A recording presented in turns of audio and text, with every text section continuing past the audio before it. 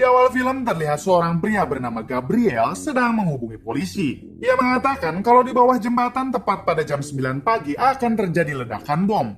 Setelah memberikan informasi tersebut, Gabriel mempersiapkan diri dan membawa beberapa senjatanya. Gabriel sendiri diketahui adalah seorang penjahat yang mana ia mempunyai senjata dan banyak foto-foto orang, gedung, dan rute untuk ia menjalankan aksinya. Berpindah ke sebuah keluarga yang mana mereka sedang bersiap untuk sarapan. Lalu si istri yang bernama Christina menanyakan keadaan ekonomi keluarga bulan ini kepada suaminya yang bernama Jacob. Jacob mengatakan kalau ekonomi mereka akan baik-baik saja sampai bulan ini. Namun Jacob menyarankan istrinya untuk mengurangi tenaga kerja yang ada di rumah dengan memberhentikan tukang kebun, ART, satpam, dan tukang gibah. Lalu saat mereka pergi untuk beraktivitas, terlihat tetangga rumahnya bernama James. James sendiri adalah seorang pensiunan polisi. I got a late car patrol. Can you pick her up from school around 3? Yeah, I'll see you at 3. Kembali ke Jacob yang sudah tiba di tempat kerjanya, yaitu sebuah bank. Ia sendiri menjabat sebagai manajer di bank itu. Jacob menanyakan ke temannya kenapa polisi banyak berlalu lalang. Temannya menjawab kalau ada orang yang memberi laporan akan terjadi ledakan bom. Tak lama polisi wanita bernama Maribel datang dan membawa uang yang akan disimpan di brankas oleh Jacob. Kemudian setelah menyimpan uangnya, ia berdiskusi dengan staf-stafnya. Lalu Jacob mendapat telepon dari istrinya yang mengabarkan ada ancaman bom di seluruh kota yang membuat anak mereka yaitu Sophia tidak dapat bersekolah untuk sementara waktu. Tak berselang lama semua ponsel di bank berdering. Lalu muncul Gabriel yang sudah memakai topeng dengan membawa senjata. Kemudian ia menembak penjaga di sana, lalu menyuruh semua orang di sana untuk menunduk dan mengunci pintu keluar agar tidak ada yang bisa kabur dari sana.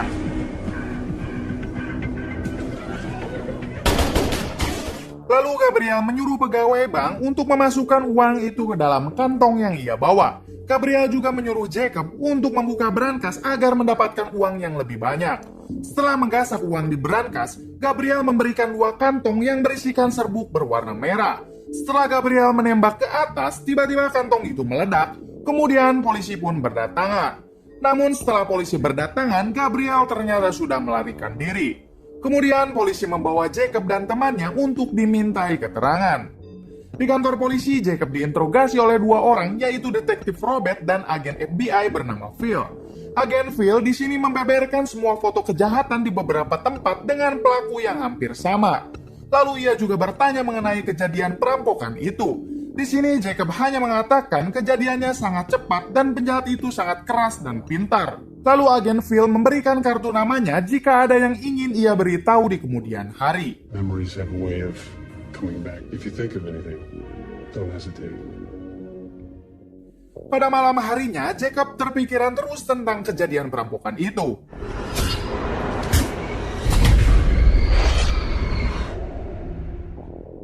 Hingga pada esok harinya, ketika Jacob sedang duduk santai, James tetangganya datang menghampiri. Ia yang mengetahui kejadian itu turut prihatin. James juga menceritakan kisahnya ketika menjadi polisi, yang mana James juga pernah mengalami banyak rintangan pada waktu itu. Di sini Jacob sangat berterima kasih karena James peduli dengannya dan bisa menjadi teman curhatnya. Thanks, James. I appreciate it. I'll be here for you. Kemudian Jacob ketika melihat berita di TV, istrinya menghampirinya dan menanyakan keadaan Jacob. Jacob sendiri memberitahukan istrinya kalau ia dapat kabar dari atasannya untuk cuti beberapa hari sampai keadaan membaik. Di sini istrinya curiga kalau Jacob akan dipecat. Stick to the routine, business as usual. We don't need this kid getting more upset. They're not terminating you, are they? I don't know. Beralih di sebuah rumah sakit, terlihat seorang pria tua yang bernama Connors hendak kabur dari ruang rawat. Perawat yang mencoba menghentikannya kewalahan, hingga tiba-tiba Gabriel datang dan menenangkannya, yang ternyata Connors sendiri adalah ayah kandung dari Gabriel. Pada malam harinya, terlihat Jacob yang terus saja dihantui kejadian perampokan waktu itu, sampai membuat ia terbangun dari tidurnya. Lalu ia menyalakan laptopnya dan melihat informasi investigasi kejadian itu. Kemudian keesokan harinya, Jacob menemui James dan membicarakan tentang penjahat bertopeng itu. Dengan Jacob yang pada saat itu melihat perampok itu memakai pelindung tubuh, tidak berbicara dan membawa gembok besar. Saat membicarakan soal gembok, James ketika menjadi kepo dan menyuruh Jacob untuk menjelaskannya secara rinci. He was very tactical. Very old. Steel. Yeah, I said it was some specialized lock. Yeah, he put it on the door. Setelah menemukan gambaran gembok besar itu, mereka membahas pergerakan penjahat itu yang bisa kabur dengan sangat mudahnya. They're just following a pattern now. Come on, you can see that. Yeah, of course. Di pagi harinya, Jacob masih terus saja berusaha menganalisa tentang penjahat bertopeng itu di ruang keluarganya, hingga membuat istrinya terganggu dan menyuruhnya untuk melakukannya di tempat lain, karena ia takut kalau anaknya akan tahu akan hal itu. Saat mereka berdua membicarakan perihal dokumen tersebut, tiba-tiba penyakit diabetes Sophia kambuh. Untungnya Christina dengan cepat menyuntikkan cairan insulin ke Sophia hingga Sophia pun kembali membaik.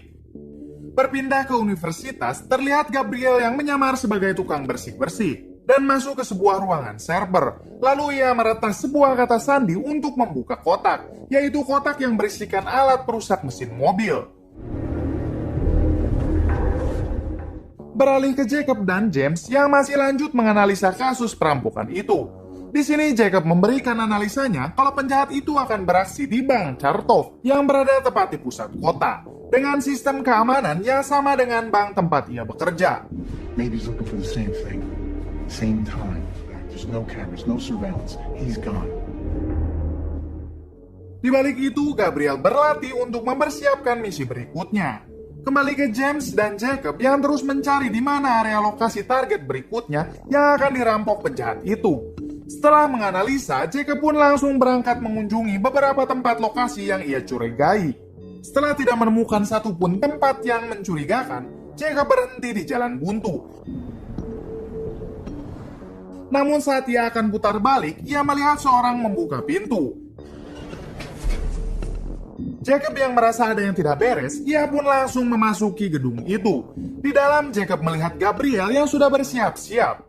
Saat Gabriel keluar dari gedung, Jacob melihat beberapa senjata dan foto-foto target Gabriel yang akan ia rampok. Sontak saja Jacob langsung menyadari kalau pria bertopeng itu adalah Gabriel.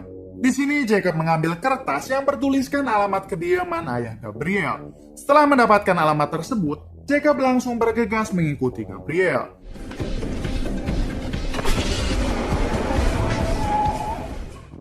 Saat di perjalanan, Jacob memberitahukan kepada James tentang alamat yang ia dapat. James yang mendapat lokasi itu pun langsung menghubungi temannya di FBI yang bernama Casey untuk segera memeriksanya. Terlihat Gabriel yang terus mengikuti mobil lapis baja, yaitu mobil pembawa uang. Namun ketika lampu merah, Gabriel malah pergi ke arah yang berbeda.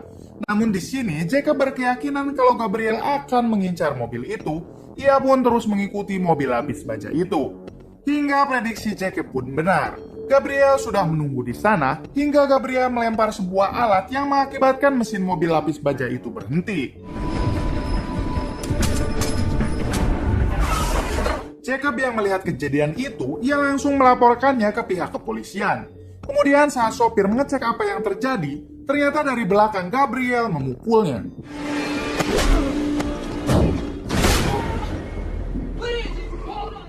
Dan menyuruh untuk membuka pintu belakang. Saat pintu itu dibuka, ia meminta seluruh uangnya dimasukkan ke kantong. Setelah mendapatkan semua uangnya, Gabriel berniat membunuh kedua penjaga itu.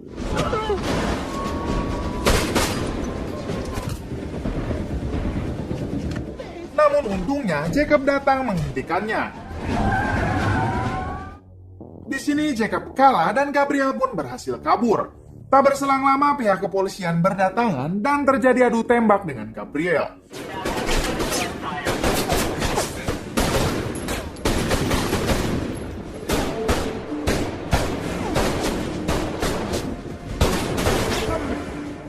Gabriel berlari menuju kendaraan sambil meninggalkan uang curiannya di parkiran lalu kabur.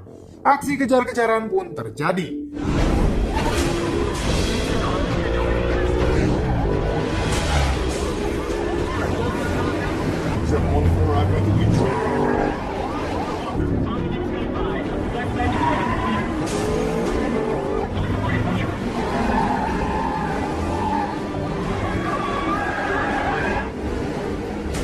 kejar-kejaran berlangsung, tiba-tiba Gabriel berhenti dan menembaki polisi.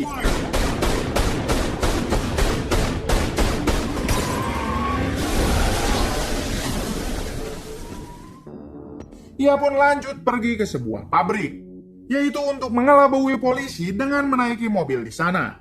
Ketika kembali mengecek uang yang ia tinggalkan di parkiran, ternyata uang itu sudah tidak ada. Kemudian Gabriel pergi ke tempat persembunyiannya, dan di sana ia membakar semua barang-barang yang ia miliki untuk menghilangkan jejak.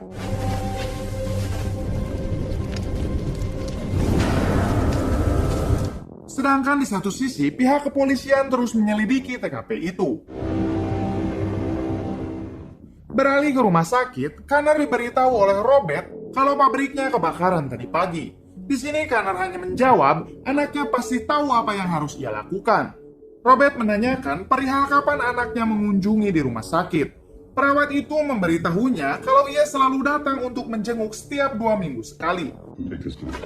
When was the last time you saw him? Di balik itu, Jacob pulang ke rumahnya. Ia terlihat membawa uang curian Gabriel untuk diamankan di belakang rumahnya. Kemudian ia pun dipanggil oleh istrinya untuk makan bersama dengan keluarga. Sedangkan agen Phil mengunjungi Maribel di rumah sakit untuk menanyakan perihal kejadian yang ia alami. Agen Phil memberikan beberapa sketsa wajah untuk mengidentifikasi wajah penjahat itu. Namun tiba-tiba agen Phil ditembak dari belakang oleh Gabriel. I did. That's right. Lalu ia menanyakan orang yang menyelamatkan Maribel waktu itu.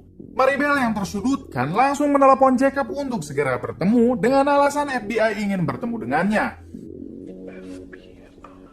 The FBI is asking questions. Setelah telepon ditutup, dengan sadisnya Maribel pun dibunuh oleh Gabriel. Kemudian setibanya Jacob di rumah sakit, handphone Jacob berbunyi, yang ternyata itu telepon dari istrinya. Namun ketika diangkat, ternyata itu adalah Gabriel yang sudah menyandra keluarganya di rumah. Gabriel menyuruh Jacob untuk mengembalikan uang itu kepadanya dengan jaminan istri dan anaknya akan dibebaskan. Jacob pun langsung menghubungi James dan memberitahukan kejadian itu. James langsung mengambil senjata dan pergi ke rumah Jacob. Saat masuk ke rumah Jacob, James terkejut kalau rumahnya sudah dipasangi CCTV oleh Gabriel. Tak lama Jacob pun datang. Di sana mereka tidak bisa berbuat apa-apa. Lalu Gabriel meminta uang itu diantarkan Jacob ke tempat yang ditentukan oleh Gabriel. Saat Jacob akan pergi, James meminta lokasi pertemuannya dengan Gabriel. James juga memberikan Jacob senjata dari belakang punggungnya. Sedangkan Gabriel telah bersiap sebelum mereka bertemu. Kembali ke James, ia menelepon Casey untuk segera menolong Jacob. Jacob pun yang tiba di lokasi, ia menuju ke halaman dan bertemu dengan seorang pria, lalu menghentikannya. Pria itu ternyata Casey, anggota FBI temannya James. Di sana Jacob diberi arahan dan diberi alat pendengar untuk merekam semua percakapan mereka sebelum bertemu dengan Gabriel. Very nice. Shows up alone and take form. The plan is to find your family while the mark is waiting on the package. Do not deliver the bag until we have proof of life. Jacob dan Gabriel pun akhirnya bertemu. Jacob langsung menanyakan di mana keluarganya. Gabriel menjawab mereka ada di truk. Casey dan partnernya yang mendengar hal itu langsung bergegas menuju lokasi tersebut. You were really worried about your little girl. Saat Gabriel membuka tas berisi uang, tiba-tiba petasan meledak dan Gabriel langsung menembaki Jacob.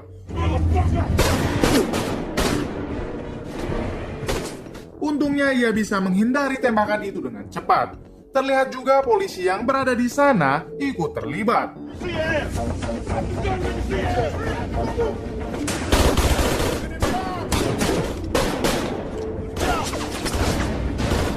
Sedangkan Casey dan partnernya akhirnya berhasil menemukan istri dan anak Jacob. Namun Sophia di sini penyakitnya kambuh. Casey pun langsung meminta ambulan untuk segera datang. Beberapa saat kemudian ambulan datang dan diikuti James yang tiba di sana. Di sini James menolong Sophia terlebih dahulu. Dirasa kondisi Sophia sudah aman, James dimintai tolong Christina untuk segera membantu Jacob.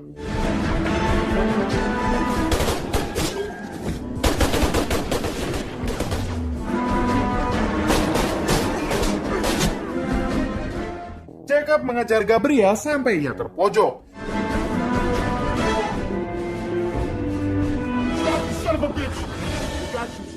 Namun Gabriel menembaki Jacob hingga ia bisa kabur.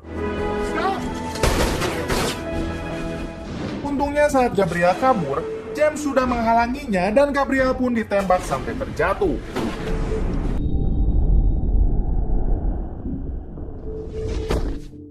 Di sini Jacob kesal kenapa James membunuhnya dan mengira keluarganya belum aman. Namun James sendiri memberitahukan kalau keluarga Jacob sudah aman. Mendengar hal itu, Jacob langsung berlari menemui keluarganya di dalam mobil ambulan. Sedangkan detektif Robert menyuruh timnya untuk melihat semua rekaman CCTV dan juga mencari beberapa saksi mata. Tiba-tiba James datang dan mengatakan jika memerlukan saksi mata, bicaralah dengannya. Karena ia merasa bertanggung jawab telah menembak penjahat itu. Talk to somebody, talk to me. I put him. Just get this little girl to the hospital. And it's on me. These people have been through enough. 6 bulan kemudian, terlihat Christina yang mengantar suaminya sampai di depan rumah. Terlihat kondisi mereka seperti dulu kala. Jacob sendiri di sini akan pergi ke tempat kerja barunya, yaitu menjadi polisi. Sebelum pergi, Jacob dan Christina mendapat kalung surat dari James. Jacob sangat berterima kasih kepada James karena ia telah banyak berkorban untuk keluarganya. Tamat. Kisah yang dapat kita ambil dari film ini, berbuat baiklah kepada tetanggamu walau tetanggamu sering gibah jelekin tentangmu. Karena yakinlah tetanggamu yang sering gibah itu akan digibahin lagi dengan tetangganya yang lain. Santai saja. Cukup sekian dari saya, mohon maaf bila banyak kesalahan.